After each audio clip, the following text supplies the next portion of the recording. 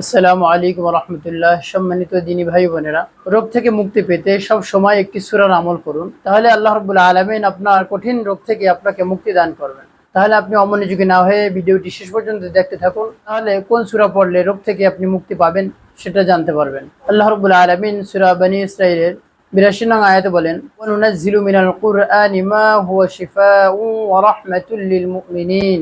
আল্লাহ রাব্বুল আলামিন বলেন, আমি পবিত্র কোরআন শরীফের মধ্যে এমন কিছু আয়াত নাজিল করেছি, এমন কিছু সূরা নাজিল করেছি যেটা ইমানদারের জন্য শিফা, যেটা ইমানদারের জন্য আরোগ্য লাভের মাধ্যম এবং তাদের জন্য রহমত তথা আল্লাহ রাব্বুল আলামিনের পক্ষ থেকে বান্দার প্রতি করুণা।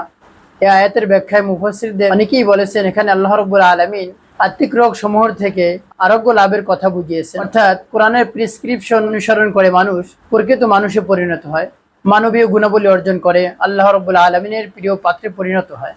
এই আয়াতের ব্যাখ্যায় অনেক মুফাসসিরগণ এটাও বলেন যে এর মাধ্যমে আত্মিক রোগ সমূহের পাশাপাশি শারীরিক যে সকল রোগ রয়েছে তা থেকে আল্লাহ রাব্বুল আলামিন মুক্তি দান করেন। সুপ্রিয় দর্শক, তাই আপনাদের মাঝে এমন একটি সূরার কথা শেয়ার করতে চাই যে সূরার নামই হলো সূরাতুশ শিফা বা আরোগ্য লাভের সূরা।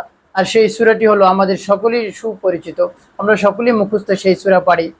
সহিহ বুখারীতে আবু সাঈদ খুদরী রাদিয়াল্লাহু তাআলা আনহু থেকে বর্ণিত, নবী করিম সাল্লাল্লাহু আলাইহি ওয়াসাল্লাম বলেছেন যে হাদিসের মাধ্যমে জানা যায় সাহাবায়ে কেরাম রাদিয়াল্লাহু তাআলা আনহু যে সূরাটির মাধ্যমে চিকিৎসা গ্রহণ করেছেন এবং অলৌকিকভাবে, বিস্ময়করভাবে এবং দুরারোগ্য সব সমস্যা থেকে তারা মুক্তি লাভ করেছেন।